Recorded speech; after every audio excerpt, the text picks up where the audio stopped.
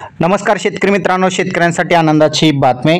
खरीप पीक विमा 2022 पासून जे काही रडकडलेले पीक विम्याची रक्कम आहे ते आता जमा होण्यास सुरुवात झालेली आहे।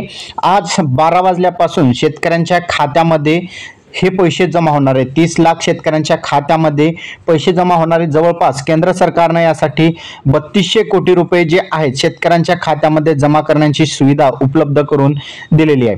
आता यामध्ये शिवराज सिंग चौहान जे केंद्रीय कृषी मंत्री आहेत, जे भारत सरकारचे कृषी मंत्री आहेत, त्यांनी महत्त्वाची माहिती दिलेली आहे। जे काही नुकसानग्रस्त जे शेतकरी वर्ग आहेत त्या शेतकऱ्यांची संख्या 30 लाख शेतकऱ्यांची संख्या आहे आणि 30 लाख शेतकऱ्यांच्या खात्यामध्ये प्रधानमंत्री फसल बीमा योजनेअंतर्गत 3200 कोटी रुपयांची जी रक्कम आहे ती पहिला हप्ता म्हणून या ठिकाणी जमा केले जाणार असल्याची त्यांनी माहिती दिलेली आहे।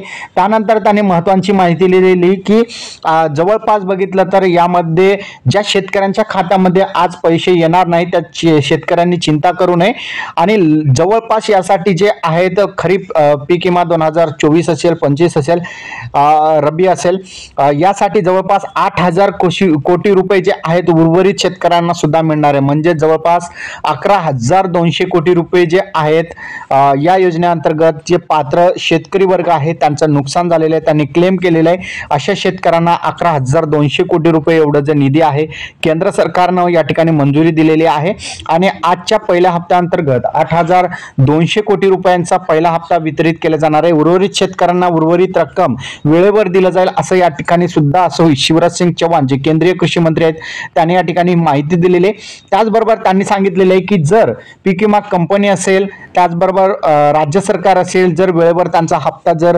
शेतकऱ्यांना देत नसेल तर त्याच्यावर 12% व्याज लावलं जाईल असं सुद्धा सांगण्यात आलेले। जर पीक विमा कंपनी सुद्धा तुम्ही क्लेम केल्यानंतर जे काही वेळ केंद्र सरकारनं निर्धारित केलेले आहे त्या वेळेमध्ये जर पैसे दिले नाही तर तरी सुद्धा त्यांच्यावर 12% व्याजदर या ठिकाणी लावला जाईल आणि हे 12% व्याजदराची रक्कम सुद्धा थेट शेतकऱ्यांच्या खात्यामध्ये जमा केली जाईल असं सुद्धा केंद्रीय कृषी मंत्री या ठिकाणी शिवराज सिंग चौहान यांनी महत्त्वाची माहिती दिलेली आहे।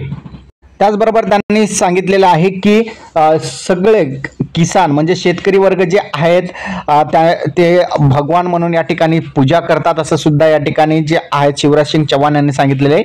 काही जरी अडचण असेल तर ते म्हणतात की मला सांगा, मी तुमच्या सदैव जे आहे तुमच्या सोबत उभा राहील असं सुद्धा या ठिकाणी शिवराज सिंग चौहान यांनी सांगितलेलं आहे। जवळपास आज जे आहे 3200 कोटी रुपये या ठिकाणी वितरित केला जाणार आहे। यामध्ये महाराष्ट्राची आपण जर बघितलं तर महाराष्ट्रामध्ये 921 कोटी रुपये 16 लाख शेतकऱ्यांच्या खात्यामध्ये वितरित केला जाणार आहे। तर अशा प्रकारचा हा एक महत्त्वपूर्ण अपडेट होता। अपडेट कसा वाटला कमेंटमध्ये नक्की सांगा।